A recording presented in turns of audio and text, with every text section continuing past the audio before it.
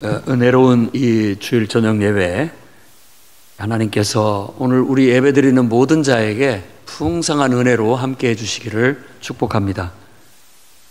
성도 여러분, 살다 보면 우리에게는 많은 어떤 경고성의 메시지, 그리고 또 우리에게 주어지는 조언,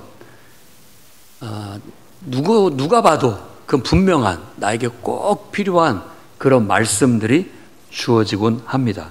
그런데 우리가 그것을 다소 괜찮겠지 하는 그런 마음으로 그것을 무시했을 때 결국 좋지 못한 결과가 우리에게 찾아오는 경험들이 있을 것입니다. 혹시라도 오늘 이 시간에 정말 하나님께서 우리를 돌아보게 하셔서 우리가 꼭 고쳐야 할 것을 알면서도 고치지 못하는 부분들이 있다면 하나님의 성령의 역사로 말미암아 그 견고한 성이 무너지고 해결되는 그런 축복이 있기를 바랍니다. 그래서 오늘 우리가 읽은 이 에레미야 52장 말씀은 다시 한번 예루살렘이 멸망하는 그때를 회상하면서 우리에게 아주 큰 교훈을 주고 있습니다. 그래서 이 에레미야 52장이 그냥 그 장 자체로도 우리에게 주는 교훈이지만 1장부터 52장 전체의 메시지가 딱 정해져 있습니다. 그래서 그 메시지 저는 4가지를 여러분과 함께 오늘 저녁에 나누고자 합니다. 첫 번째는 여러분, 순종을 삶의 기준으로 삼고 살아가시기 바랍니다. 그러니까 우리가 할 수 있는 유일한 선택과 우리가 살아갈 수 있는 유일한 방법은 순종이에요. 순종. 그러니까 내 삶 모든 것이 하나님께 대한 순종, 하나님 말씀에 대한 순종이 되시기를 주의 이름으로 축원합니다. 네. 오늘 말씀에 이와 같은 비극 왜 찾아왔느냐? 한마디로 말한다면 순종하지 않아서 이런 비극이 찾아온 겁니다. 에레미야 선지자를 통해서도 또 이미 그 이전부터 하나님은 계속 선지자들을 보내서 죄악을 경고했지만 하나님의 백성들이 그 하나님의 말씀을 귀담아 듣지 않았다. 그래서 불순종했다. 그러니 이제 하나님께서 참다 이제 못해서 이제는 때가 됐기 때문에 그거에 대해서 벌하실 때가 왔다라고 그렇게 말합니다. 그러니까 경고를 무시하고 불순종하게 됐을 때 우리가 이런 비극을 맛보게 될 수 있다라는 거예요. 그리고 나서 아무리 우리가 후회한들 무슨 소용이 있겠습니까? 기회가 있을 때 우리가 돌이켜야 될 줄로 믿습니다. 오늘 우리도 하나님의 말씀을 듣고 나중으로 미루는 습관을 고치시기 바랍니다. 이 정도면 괜찮겠지 하고 적당히 넘어가려고 하는 태도를 고치시기 바랍니다. 우리의 영혼을 병들게 하고 우리를 영적으로 무뎌지게 만드는 우리 안에 있는 온갖 불평과 또 비방과 또 탐심과 또 감정적인 그런 모든 부정적인 감정들을 우리가 쉽게 생각하면 안 됩니다. 괜찮겠지. 이 정도야.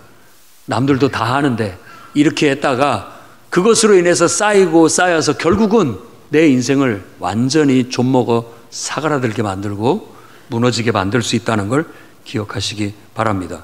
오늘 저와 함께 우리 모두가 하나님 말씀을 순종하는 것을 삶의 기준으로 딱 삼아야 됩니다. 그래, 나는 하나님 말씀에 순종하는 걸 내 삶의 유일한 방법으로 삼았다.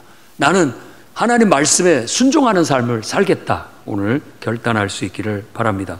사무엘상 15장 22절 말씀에 사무엘이 이르되 여호와께서 번제와 다른 제사를 그의 목소리를 청종하는 것만큼 기뻐하시겠습니까?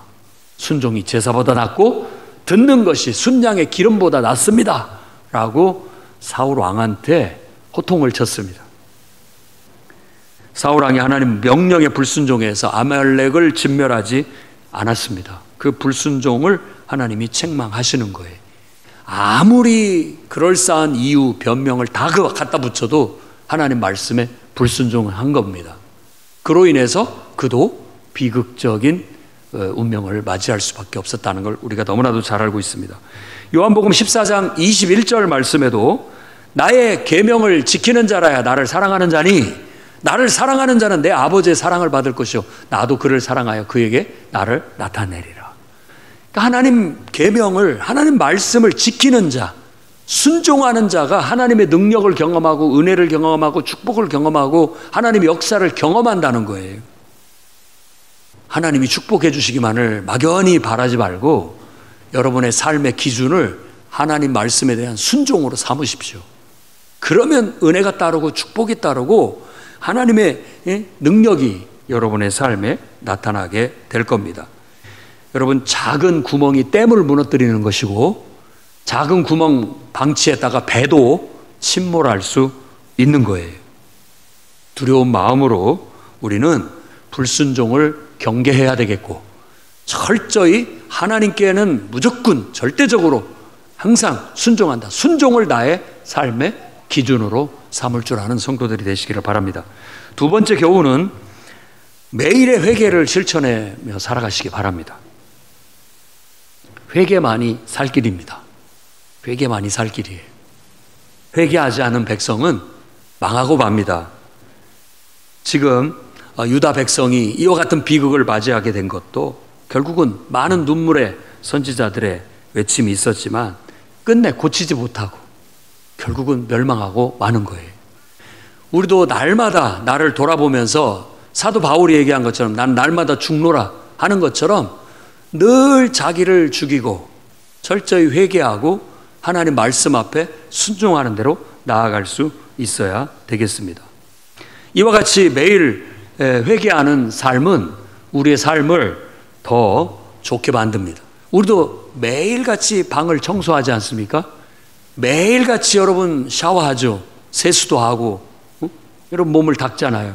그리고 매일같이 여러분 몸단장을 하는 것처럼 우리도 항상 우리의 삶을 하나님 앞에 비춰보고 돌아봐서 우리 자신들을 정비하고 다듬고 정결케 하는 회개가 우리의 삶에 실천되어져야 되겠습니다.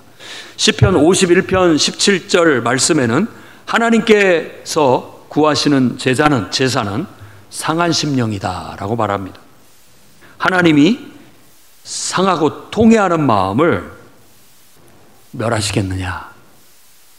받아주신다는 거죠. 그래서 하나님은 언제나 회개의 문을 열어놓고 있어요. 그 마음 문을 항상 하나님은 열어놓고 우리가 깨닫고 고치겠다고 그렇게 말해주기를, 그렇게 또 그런 태도로 하나님 앞에 나오기를 바라고 있는 거예요. 이 시편 51편은 다윗 왕이 밧세바 사건 이후에 철저히 자기 죄를 회개하면서 지은 시편으로 알려져 있습니다. 여러분, 정말 다윗이 눈물로 베갯잎을 적시면서 주야로 회개의 기도를 드리고 자신의 잘못을 뉘우치고 똑같은 죄를 짓지 않도록 애썼던 것처럼 우리도 우리 자신들이 하나님 앞에 철저히 회개할 걸 회개하고 그리고 똑같은 죄를 짓지 않도록 힘써 나가야 되겠습니다. 요한일서 1장 9절 말씀도 같이 한번 읽어볼까요? 만일 우리가 우리 죄를 자백하면 그는 미쁘시고 의로우사 우리 죄를 사하시며 우리를 모든 불의에서 깨끗하게 하실 것이요. 하나님 앞에 마음을 열고 잘못했습니다. 고치려고 하는데 잘 안 됩니다.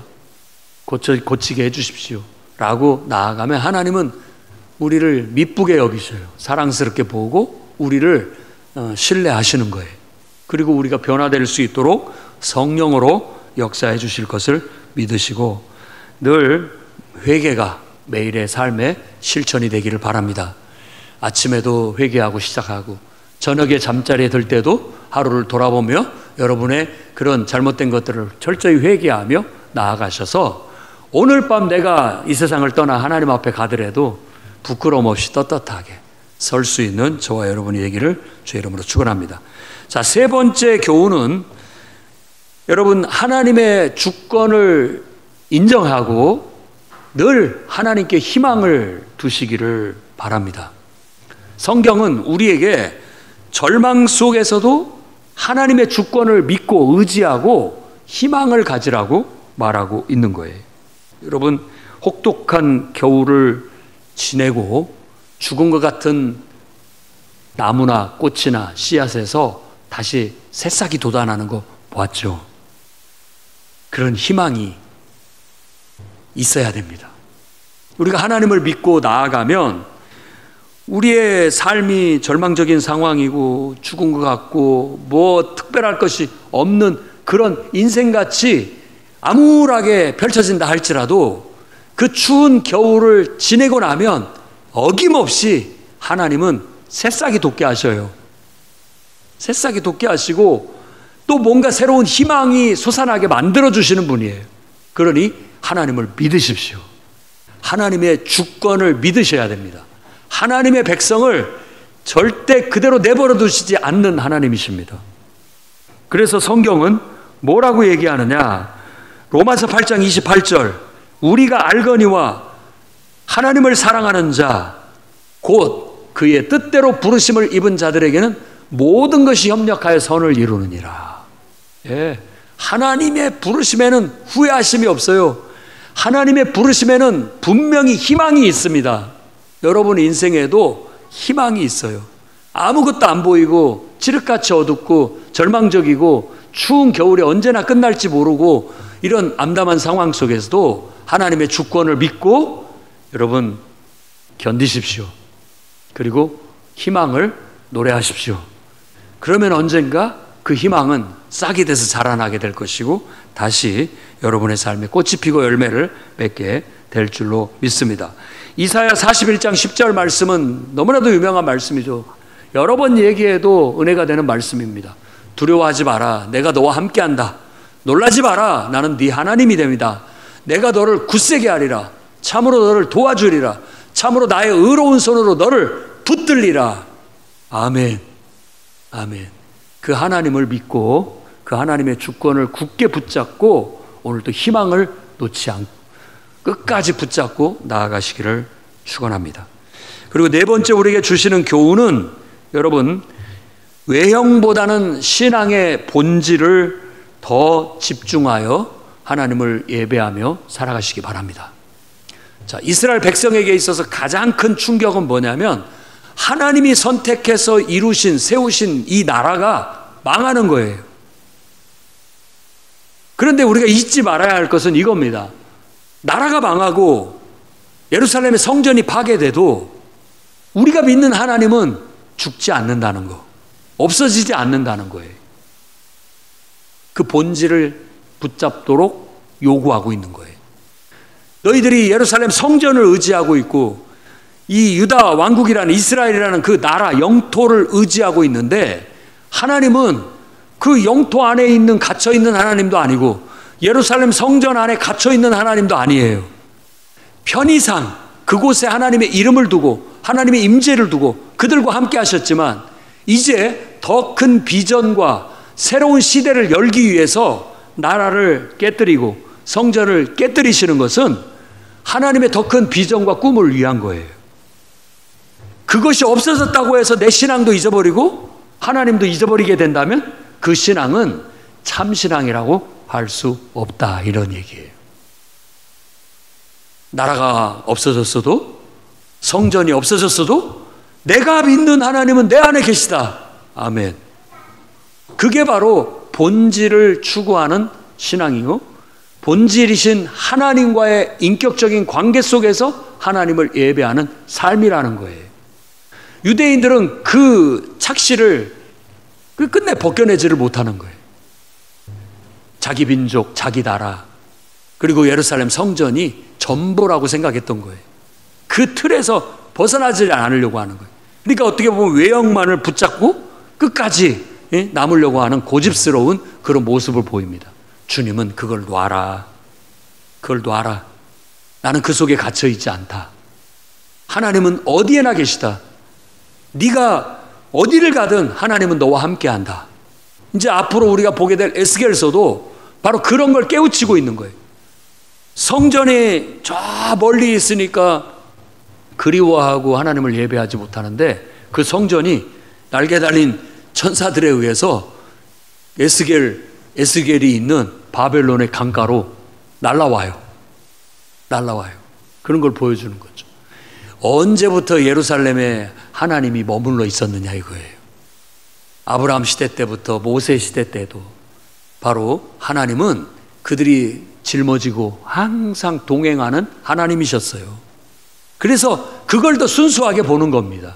어디다 딱 못 박아놓고 그 틀에만 갇혀서 신앙생활을 하려는 외형적인 신앙의 형태를 우리는 고쳐야 됩니다. 하나님을 예배하는 자들은 영과 진리로 예배하는 때가 오나니 곧 이때라. 아버지께서는 자기에게 이렇게 예배하는 자들을 찾으시느니라. 하나님은 영이시니 예배하는 자가 영과 진리로 예배할지니라. 영과 진리로 정말 하나님의 인격적인 만남, 주님이 내 안에 계시다라는 신앙, 이게 있어야죠. 그래서 내가 어디를 가든지 주님은 나와 함께 하시고 주님이 내 안에 계시다라는 걸 믿어야 되는 겁니다. 사마리아 여인에게도 바로 이 진리를 깨우쳐 준 거죠.